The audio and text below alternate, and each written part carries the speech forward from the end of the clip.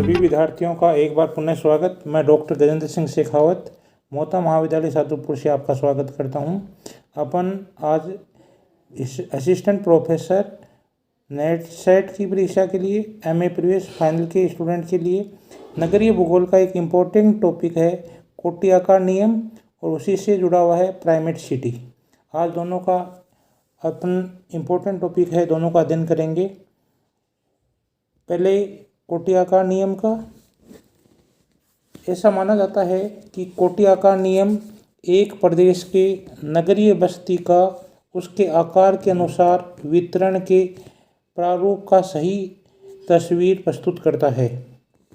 नगरों के आकार और उसकी कोटि कहते हैं रैंक में एक निश्चित संबंध की संभावना के बारे में अनेक विद्वानों ने अपने अपने जो मत दिए हैं। इस दिशा में सर्वप्रथम ओयरबक ने 1913 में प्रकाश डाला। तो कोटि आकार नियम के बारे में सर्वप्रथम एफ ओयरबक ने 1913 में प्रकाश डाला।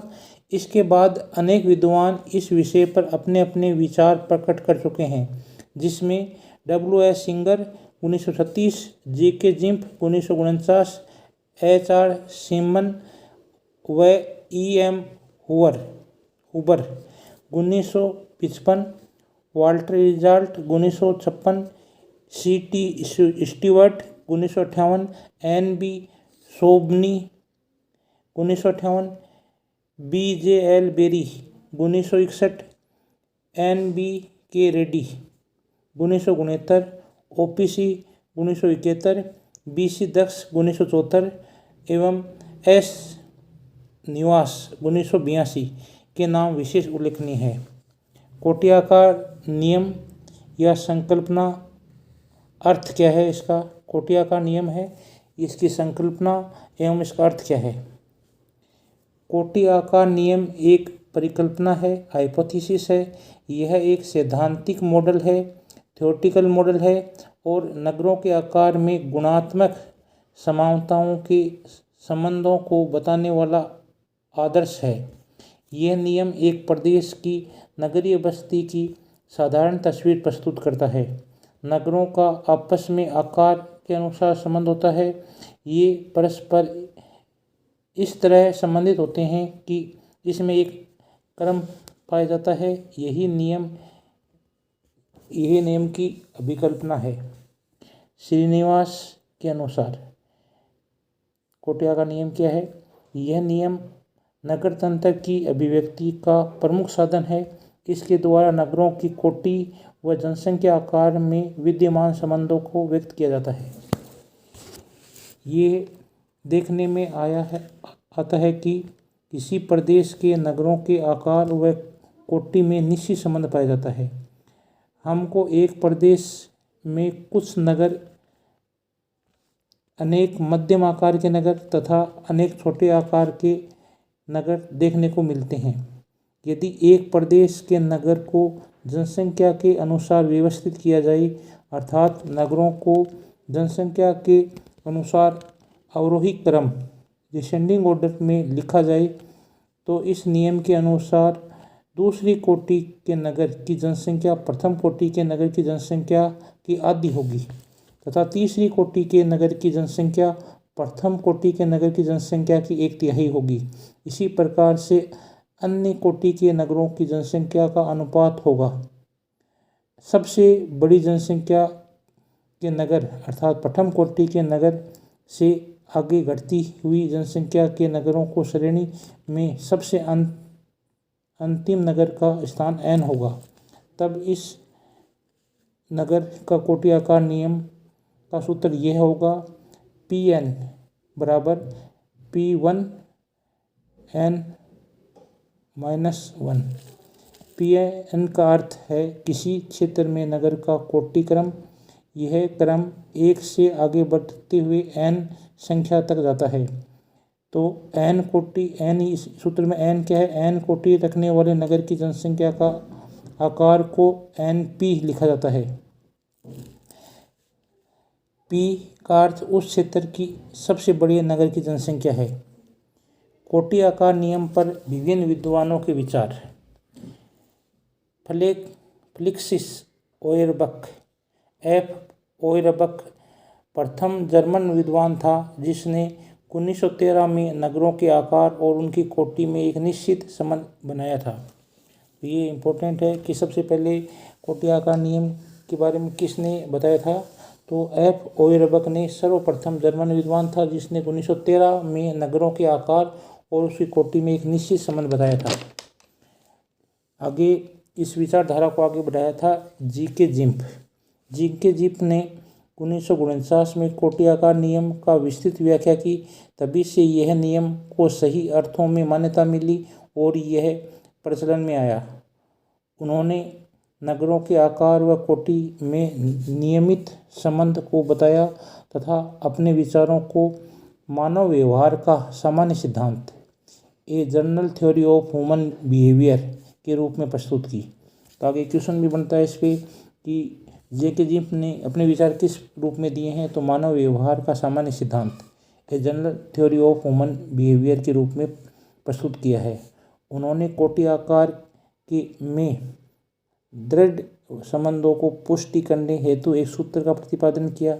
ये सूत्र अमेरिका के 100 बड़े महानगरीय क्षेत्रों का उनकी संख्या के आधार पर अध्ययन करने के बाद दिया। ये सूत्र PR बराबर P1/R। यहाँ PR का अर्थ है कोटि नगर की जनसंख्या, P1 का अर्थ है प्रधान नगर प्राइमेट सिटी की जनसंख्या से है, जबकि R का अर्थ ज्ञात किए जाने वाले नगर की कोटि से है। जिम्प ने इस सूत्र के द्वारा बताया कि यदि P1 का मान 10 लाख होगा, यह जनसंख्या सबसे बड़े महानगर की जनसंख्या के लगभग बराबर होगी। इसी आधार पर 10वें स्थान के नगर की जनसंख्या 1 लाख और इसी प्रकार 100वें स्थान के नगर की जनसंख्या 10,000 हो जाएगी। प्रथम कोटि के नगर की संभावित जनसंख्या का सूत्र है समेशन P/1/R। ये संभावित जनसंख्या का सूत्र है। कई बार ये इम्पोर्टेंट प्रश्न आ जाता है, प्रथम कोटि के नगर की संभावित जनसंख्या का सूत्र क्या है, तो समेशन P/1/R। महानगरीय प्रदेशों की स्थिति सभी नगरों की कुल जनसंख्या को जोड़ दिया जाए। इस प्रकार प्राप्त कुल जनसंख्या को परस्पर श्रेणी संख्या के योग से भाग देते हैं और इससे सबसे बड़े नगर का आकार ज्ञात हो जाएगा। ये संभावित जनसंख्या के लिए है कि महानगर के समस्त नगरों की कुल जनसंख्या को जोड़कर उसमें कुल जनसंख्या की श्रेणियों के योग को भाग देकर इसे प्रथम नगर का आकार, जो संभावित आकार है, संभावित जनसंख्या है, वो ज्ञात कर दी जाती है। संभावित जनसंख्या के वास्तविक आकार अधिक होने पर संभावित जनसंख्या से यदि वास्तविक जनसंख्या का आकार अधिक है तो नगर का विकास तीव्र गति से हुआ है, जैसे जयपुर का।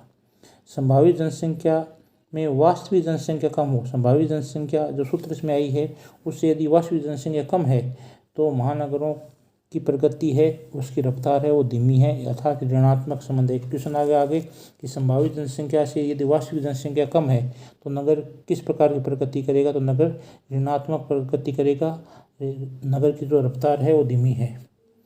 इसके बाद में यदि अपन बात करते हैं कोटि आकार नियम की कि ये भारत पे लागू होता है कि नहीं होता है, तो हेडिंग है भारत के नगरों में कोटि आकार नियम।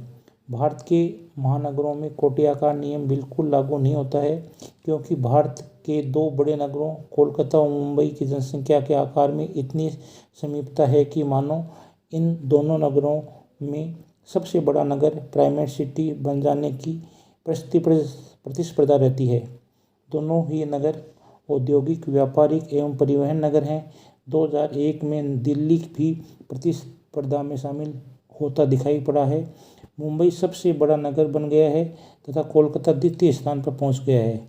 दिल्ली तृतीय स्थान पर रहकर तृतीय स्थान के नगर से कम अंतर रखता दिखाई पड़ रहा है। जो अंतर मुंबई और कोलकाता में है, लगभग वही अंतर दिल्ली और चेन्नई के बीच में है। 2011 में दिल्ली दूसरा स्थान या दूसरा बड़ा नगर बन गया है और कोलकाता तीसरे स्थान पर चला गया है। इसी प्रकार से इसी से जुड़ा एक महत्वपूर्ण टॉपिक और है प्रधान नगर या प्राइमेट सिटी। प्रधान नगर की संकल्पना का प्रतिपादन मार्क जेफरसन ने सन 1939 में किया। उन्होंने बताया कि नगर के आकार के आधार पर किसी देश का सबसे बड़ा या प्रथम श्रेणी का नगर उस देश का प्रधान नगर प्राइमेट सिटी कहलाता है। यह नगर किसी भी देश के द्वितीय कोटि के नगर से 2 गुना या 3 गुना बड़ा हो सकता है। यह नगर किसी भी देश के प्रधान नगर सामान्यतः व्यापारिक, जो प्रधान नगर होते हैं वो सामान्यतः व्यापारिक, राजनीतिक गतिविधियों तथा आर्थिक, सामाजिक एवं सांस्कृतिक क्रियाकलापों के प्रमुख केंद्र होते हैं।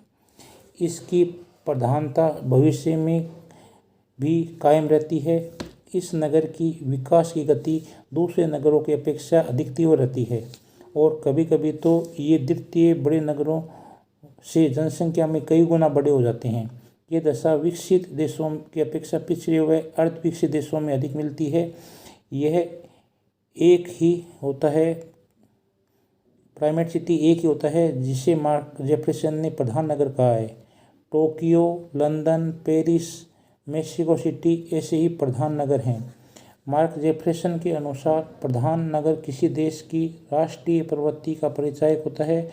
उन्होंने बताया कि कोई नगर एक बार प्रधान नगर बन जाता है तो वह निरंतर वृद्धि करता रहता है।